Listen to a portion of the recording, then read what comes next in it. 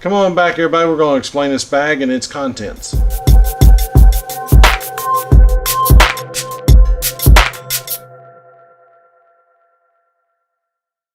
What's going on, everybody? It's Patrick Minton Outdoors. How's my outdoor crew doing?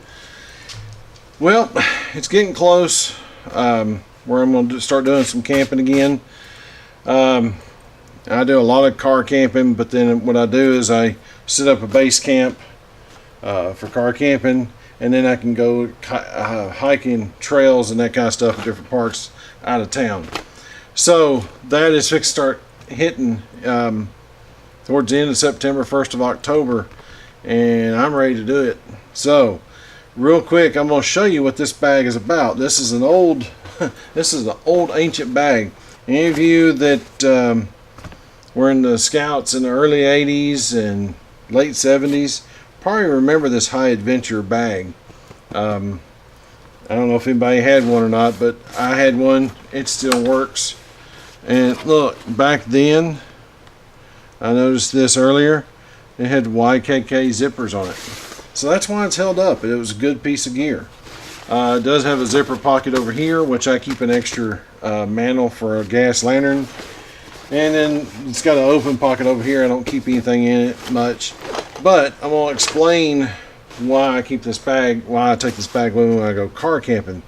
Because it has certain items in it that I need, but I don't necessarily want to. It's just a separate deal altogether. Let me show you. First, I have my mini lanterns, LED mini lanterns. Let's see if I can get them to, there you go, you see them. And just kind of a decoration in the campsite. Add a little ambiance. So, one of the things I always run into at campgrounds from time to time is the fire pit, or the fire thing hadn't been cleaned out in forever. So I always take a good old-fashioned foldable shovel. And anybody who was in the military when these things were still issued, I don't know if they still issue them today, know that, you know, hey, it makes a good shot. It does what it needs to do. And use it for cleaning up the fire pit, rearranging the fire pit, whatever it takes.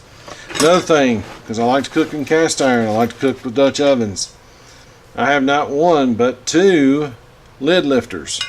And I always keep these separate because I just do. I've always kept those separate from the cooking stuff. Now, the other thing, I keep another portable saw with me. This is a much bigger, it's a 10-inch Fiskars. This is an old saw. I've used it a bunch of times, and it does what it needs to do. It's a piece of turkey, if you know what I mean, but it'll cut, and you get some small stuff cut up, not a problem.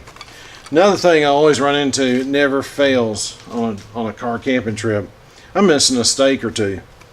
Well, what I did is I bought a bunch of steaks, and I keep them in this bag. So I've got all kinds of little steaks. These come with some kind of canopy thing, but you never know when you need an extra steak, so I've got them in this bag. And then the last thing I keep in this bag for now is rope, and lots of it. This is big rope.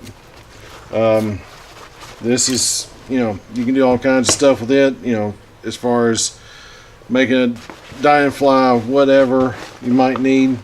I also keep this in there. It's one of those little portable coat hangers, but it's also cordage. So that's what I keep in this bag, and that's all I keep in this bag. I'll actually throw in, because I don't have it in there now, I actually took it out. Oh, and I keep this. This is one of those microfiber towels. You never know when you're going to need it, so I keep it in there.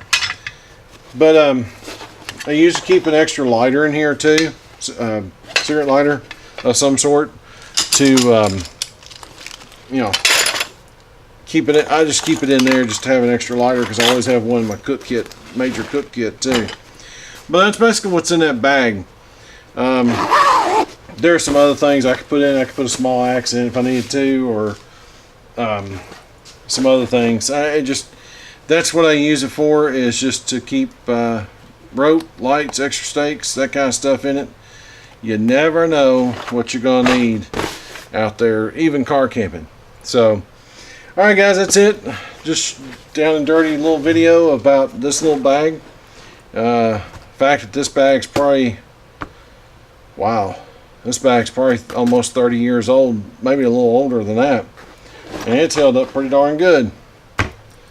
Alright guys, that's it. Make sure you check out my links below, and make sure you check out the next video. Sub, share, and subscribe, all that good stuff, and watch one of these other videos and playlist or whatever I show down at the bottom, and subscribe. Be prepared.